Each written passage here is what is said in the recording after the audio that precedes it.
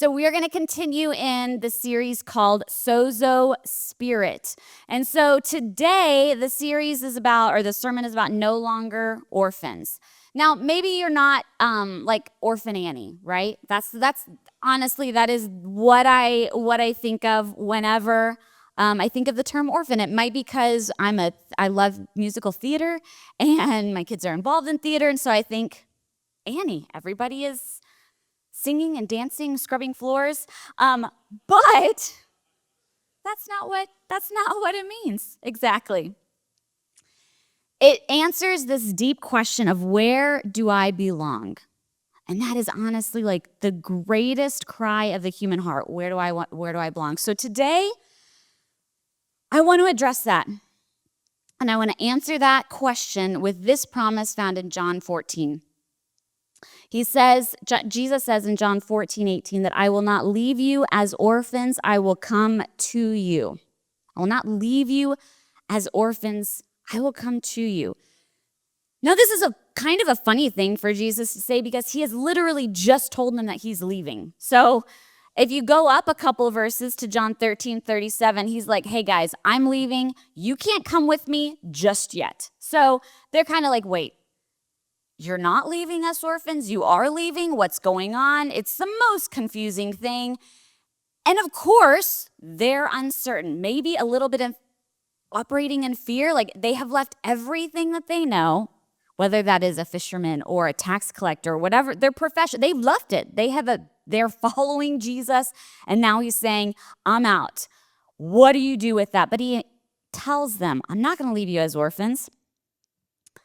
But some of us have definitely felt that jolt of abandonment where we're like, I don't know what comes next. I'm in fear, uncertain, whether that comes about because of an illness or a death, or you were left.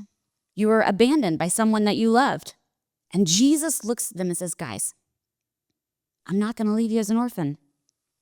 In one sentence, Jesus replaces our greatest fear, that we won't be left alone, that we won't be left unwanted without a home. He gives us this promise of belonging. I might need a tissue. I find this deeply personal. And I've gotten through this sermon a couple times without crying, so we'll see if it'll last.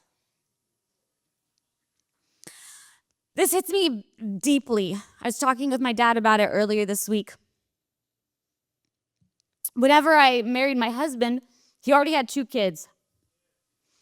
Thanks. I got all I can, thank you. I'll take that one too. Who knows? Ask and you shall receive. I've asked your Bridge Kids volunteer, so there you go. It's gonna work. So when I married my husband, he already had 2 kids. Their mom at the time was in the picture, and that lasted for a few months, and then she was gone, out of the blue. We called, we left messages, we tried to invite her to events and activities with the kids, and it was just met with complete silence. I look back at that time, and Derek and I were doing the best that we could. But nothing we could do would really take away the ache of that abandonment, no matter how hard we tried. And so we were left, we have a 5 and a 6-year-old asking impossibly difficult questions. Like, why'd she leave? Where is she? Why doesn't she want to see me? What did I do? If you've ever experienced abandonment in any form, you know how deep those questions go. They can haunt you for the rest of your life. It's something that hits us at such a human level. This idea of being left, abandoned, without identity. It's something that as believers, we live in a world that isn't our identity. But we have a Father who says, I'm never going to leave you orphan. And as Jesus tells the disciples this, that I will never leave you orphaned, they're wrestling with this same ache of abandonment and uncertainty. And there are people in this room today that maybe for years, for your entire life, you've wrestled with this ache of abandonment, of uncertainty, of fear, and it leaves you living like an orphan.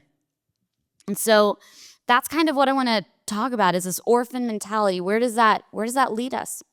Now, this word is used twice in the New Testament, and it's orphanos in the Greek. It legitimately means without parents, bereaved, abandoned, fatherless, comfortless. In the New Testament, throughout the Bible, orphans are considered the most vulnerable in society, without a home, without identity, unprotected. We see like today orphans will hustle and will strive. They fear rejection. It's this constant like, am I enough? Can I do enough? Will I be enough? And spiritually, many of us live that same way.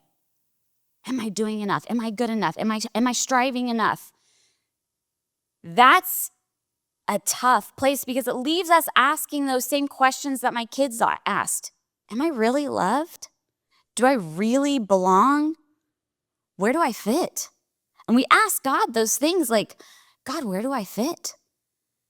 It's like maybe when you go to college for the first time and your parents are like, leave you in the dorms and like, okay, see you later. And you're like, now what? I have to go make friends? Who's gonna feed me? Where do I get my next meal? I mean, it sounds very childish, but it kind of is like, I'm all alone.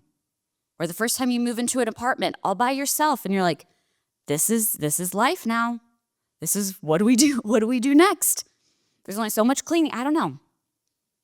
And for me, I stepped into being a stepmom. And here's what's funny. One of my good friends, she goes, Jim, I'm really nervous about you being a mom because you're kind of selfish. I was like, thanks a lot, Julie.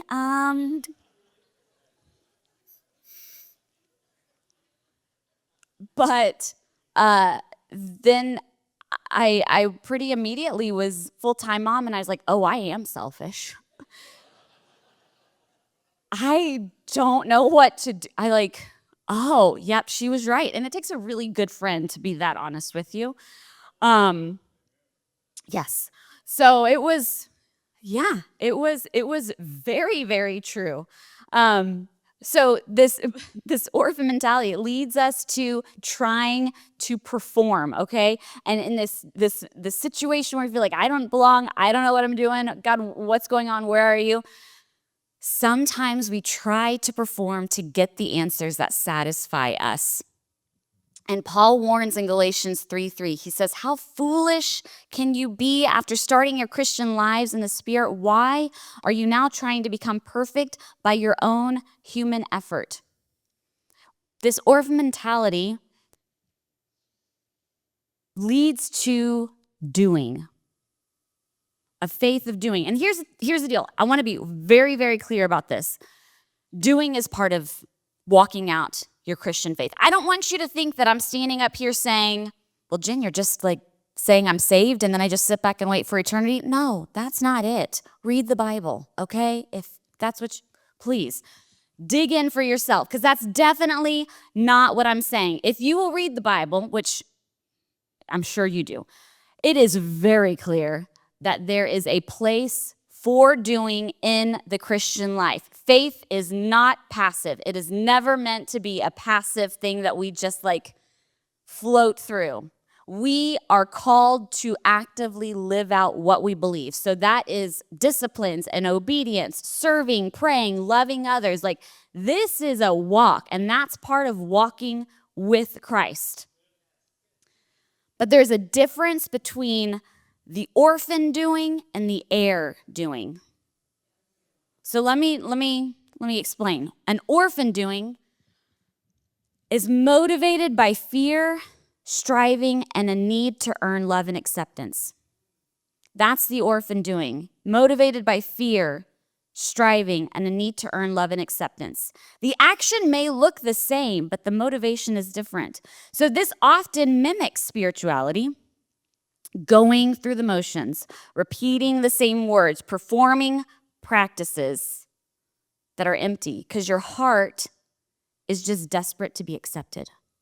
So that is the orphan doing, whereas the heir doing flows naturally out of the life you've found in Christ. The heir, again, actions may look very similar, but the motivation is different because as an heir, you act because you are already loved. You are already accepted. You are already claimed. Your obedience, your spiritual disciplines, this is a response to your relationship, not a way to manufacture it. Not if I do enough, then the Lord will come close. No, knowing that the Lord is with you because he is not going to leave you orphan because you walk as an heir and not as someone that has been abandoned and left in the dirt. But even every step that you take, that the Lord is always with you. So James 2:17 says, faith without works is dead. That is true. But works that come from the orphan mentality are empty. They're not born from the Spirit. They're born from striving.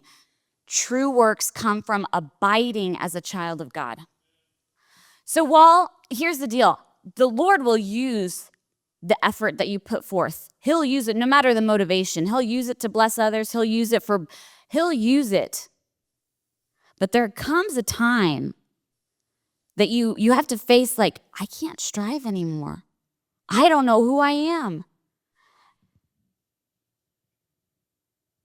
Today is the day that we shed the orphan mentality, that we recognize that we are going to walk and speak as heirs. And here's the thing. I have been around ministry for a very, very, very, very, very long time. My whole life.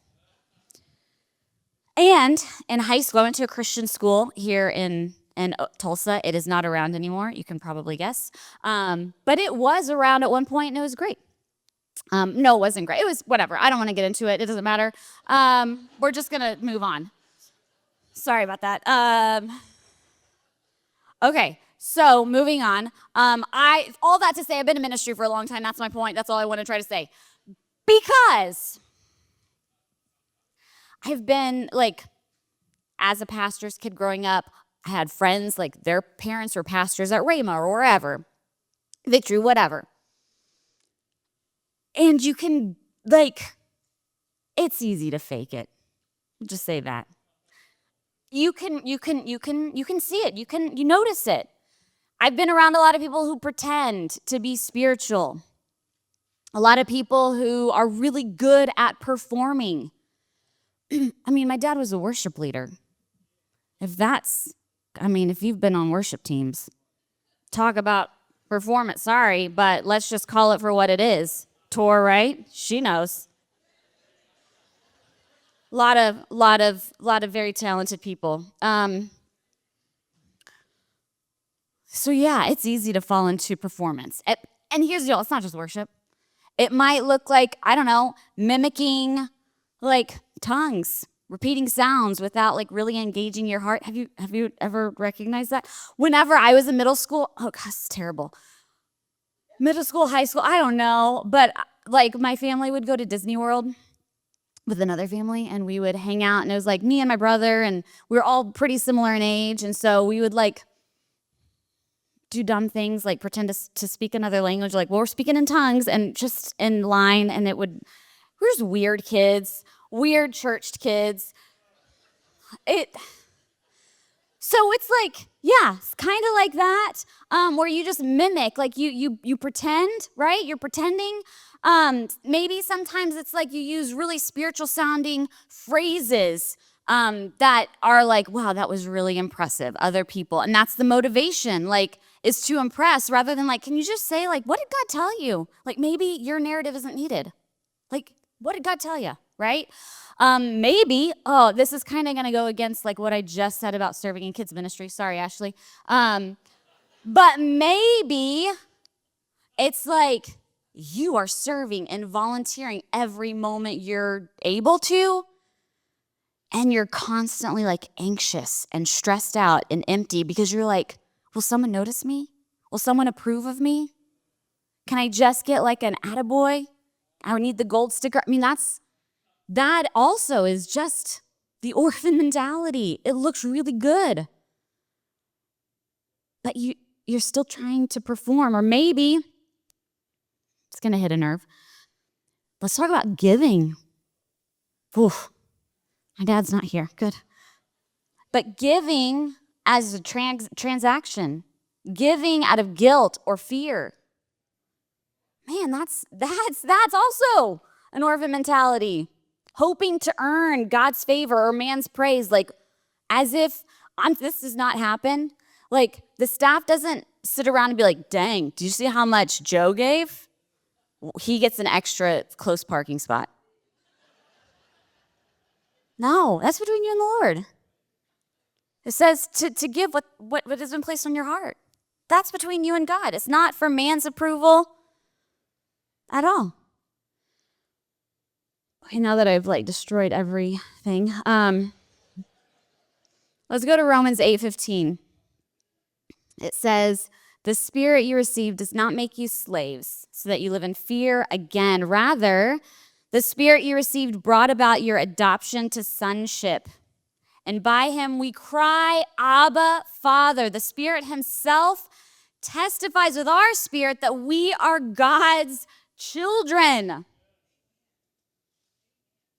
It says, the spirit you received does not make you slaves so that you live in fear again. Paul is describing exactly what it's like when you live in the orphan mentality. This is what the orphan spirit feels like. The orphan spirit lives afraid. If I mess up, I'm going to be abandoned. If I don't do enough, if I don't perform, I'll never be loved. And that, yes, that affects our spiritual condition, but it affects every relationship that you have as well. It's like, just love me. Just look how good I am. Look at what I've done. Do you approve? And Jesus says, yeah, because adoption flips the script.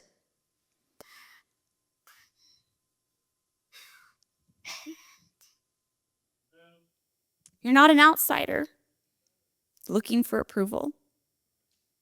You're a son, you're a daughter who belongs. You belong. Instead of fear driving you to perform, adoption frees you to rest. So that you can say with confidence, Abba, Father. Man, can you imagine? This is going to hit one of my kids real hard. Can you imagine wondering if your parent loves you because you have a dirty room? That's how real it is. It sounds ridiculous, right? But that's how real it is. It's like, oh, I wasn't perfect. Okay, sorry, God, I'll be perfect. No, you won't. And that's okay because he is.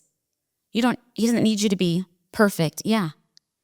So as an heir, this is what it looks like to be an heir. The action and the motivation behind it. You pray because you love God, because you want to talk to him, because you have a relationship with him, not because you're like trying to prove anything. You serve and you give because your heart is full of his love, not because you're trying to earn approval, but because you're filled and that's overflowing. And what do you do with it?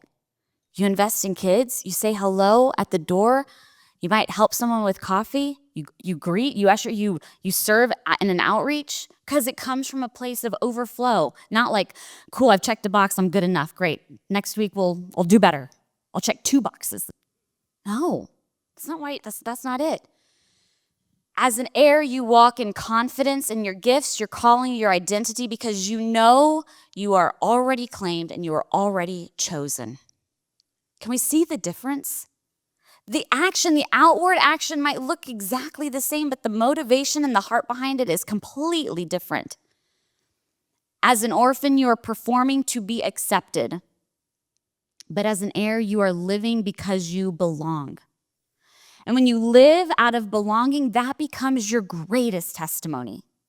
People see that and they're like, man, if the deepest fear, if the cry of the world is to belong, and they see someone walking that out, yeah, that is your testimony. It might look different for every single person in this room, but that is your testimony when you live from a place of belonging. And here's the cool thing, is that it produces the fruit of the Spirit in you. Fruit of the Spirit isn't something that you can manufacture by effort. Like, I'm loving today. I am kind, I am joyful, and I hate everything, but I got it. I got it in the bag. No. I mean, we might have to tell ourselves that sometimes. The other day I was driving, and I don't know why everybody was going 10 miles below the speed limit. I was not feeling an overflow of the Spirit at that moment. But anyway, the fruit of the Spirit is something that is a natural overflow of staying connected to Jesus. You walk with him, you look like him, you show up like him, not because you're like trying to be good enough, but just because that comes from a natural relationship with him. You know, so when I was the youth pastor here, my sister was in youth. She was up here on stage leading worship. My sister was in youth, and we would take missions trips. And I'm telling you, on a mission trip, you're so tired. It is exhausting. You're on an air mattress, which is surprisingly comfortable, but you're in this giant room with like 40 other girls, because, you know, I'm a girl. The guys are in a room with guys. It smells a lot worse than there. It's tough. Youth missions is no joke. So when it's lights out, I put my earplugs in. I put my eye mask on, because you never, I mean, it could be, who even knows? We went, oh, never mind. Anyway, I try to shut off from the world completely, calm myself, and lay down. And I take a Benadryl because my allergies act up like when I'm traveling. And so I'm knocked out. Whew, it's great. So I'm asleep, and everyone should be asleep. But you know, teenagers, they're like, oh, they're talking, and they're so excited, and there's so much like new and fun things happening. Like, they built a roof one day. It was super cool. We've built subfloors. I mean, it's been amazing, right? So they're pumped, they're excited. Like, the Lord's using them. They're like 14 years old, and they're building like homes. It's incredible, right? They're putting concrete. It's just this is the coolest thing. But it's not the coolest thing at midnight. At all. So my sister, whenever we were on trips together, we are around each other a lot. We're in the same circle. We have lived together for years. And so she says that she puts on her djinn voice and tells the girls to be quiet. And she tricked them every time because they actually thought it was me. Even today, people are like, you guys sound just alike. So, oh, okay, great. But we sound alike. We hang out together. We are in the same bloodline. In the same way with the Lord, when we hang out, we're in the same bloodline. We start to show up like him. We start to sound like him. We start to look like him. Not because we see ourselves as an orphan separated from the bloodline of Christ, but because we see ourselves as an heir grafted in to the family of God. And it is a profound difference. The fruit of the Spirit isn't something you manufacture by effort. It's the natural overflow of staying connected to Jesus, to being in the same bloodline. So, turn to your neighbor and say, you're not an orphan. Yeah, get used to hearing that. Jesus sent the Holy Spirit to be with you, to guide you, and to confirm your identity as his child. In John 14, 16, and 17, it says, "And I will ask the Father, and he will give you another advocate to help you and be with you forever, the Spirit of truth. The world cannot accept him because it neither sees him nor knows him, but you know him, for he lives with you and will be in you." Right after this, Jesus said, "I will not leave you as an orphan. I will come to you." So the Holy Spirit is proof that you belong to the Father. If the Holy Spirit resides in you right now, raise your hand. Yeah, that's every hand. That is proof that you belong, that you are claimed, that you are one with the Father. And Jesus, in this simple sentence, addresses humanity's deepest fear when he says, "You are claimed, you are chosen, you are never alone, you belong to me." Because the spirit of adoption answers the orphan mentality. And you have been adopted into the family of God. You are a child of God. I said this hit me really, this whole message hits me just like in a really different way, because adoption also redeemed our family. And it's something so simple. But the coolest part, like for us, by the time our adoption went through, it was just the four of us. We were a family. It was just honestly, I was like, I want our kids to know that I want them. I don't want anyone else to have them. And truly, maybe it's a little bit of fear. I'm like, Derek, if anything happens to you, I lose these kids. So as devastated as I would be that you would be not with us anymore, I don't want to lose my kids. I don't want to lose them. So so we decided to pursue adoption for my kids. I did. Like, he didn't need to. They're his. Anyway, you guys know how adoption works, I'm sure. So this is it's super cool how it all happened. But for us, like, nothing changed. Like, everything looked exactly the same. Like, it was all great. It brought a little clarity, because my daughter, when she was like in second or third grade, she was like, "Yeah, my mom has to go to court because she's in trouble." And I was like, "That's not me. That's somebody else." I was like, "Please don't."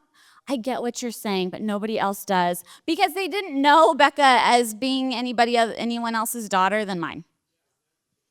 And so I was like, "Oh gosh," and they know I'm not an attorney.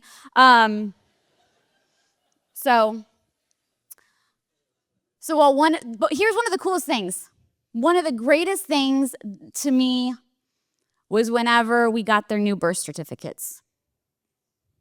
I didn't even know that happened. Like, their new birth certificates had Derek's name as their father and had my name. Yes. Voice.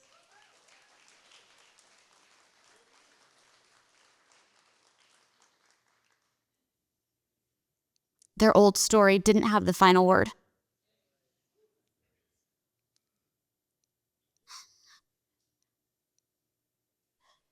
They were always wanted. I just had a conversation with my daughter the other day and said, "You know what? When I was little, I always wanted a blonde hair, blue-eyed daughter." And my parents and everybody else was like, "Jen,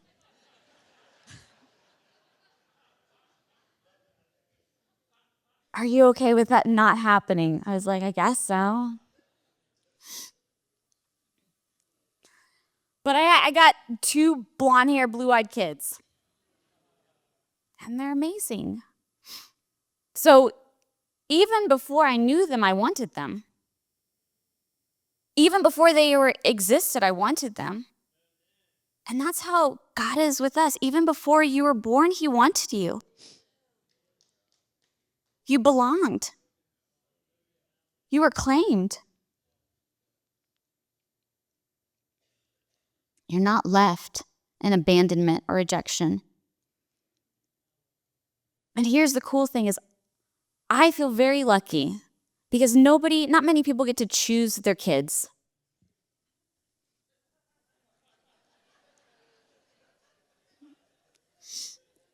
But I did. And that's what Christ does for us. He chose us. He chose you. He claimed you for his own. That's the power of the gospel, is that your old story is done, that you get a new birth certificate, that you get a new family, the family that you were always intended to be a part of. You get to step into that. If you think about it, think of a father who owns a company, and the employees show up every day trying to prove themselves. I'm good enough. I can do it. I'm on time. I did a good job. But the son, he already belongs. He doesn't have to prove himself to earn his father's love. He walks in favor because of who he is. That's you in God's kingdom. You're not an employee of God's kingdom trying to impress the boss. You're a son and you're a daughter. You're an heir of God's kingdom, and you walk in favor. You walk in his love. You carry that with you always. So that's awesome. That's fantastic. My kids walk knowing that they are my children, that they are their dad's children. Does that mean it's always easy? No, it's not always easy. And in the same way, being a child of God does not mean that it's always going to be easy. I don't want you to think like, cool, got it made.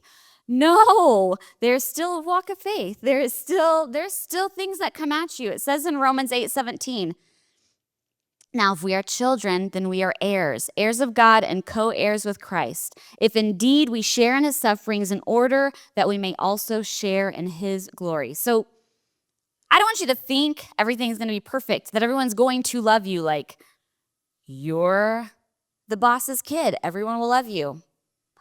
Come on. We're not that naive. The boss's kid is not always loved, right? Because they get favor. It's totally fine. I get it. Not everything is going to be easy. There will be rejection. There may be sacrifice, but the ache of being left abandoned will never come from your father. Rejection, abandonment, that is never going to be from your father.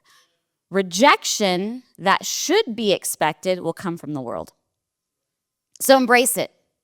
Be like, cool, great. I'm fine being rejected by the world because I'm a part of a different kingdom. That you are accepted into God's family. So, I don't know who needs to hear this. Stop begging for the world to love you. Stop practicing this spiritualism that mimics a real relationship with the Lord. Stop performing or trying to perform, trying to be good enough. Just know who you are. Know that you are an heir, because an heir in God's kingdom doesn't perform for their identity. They just walk in it.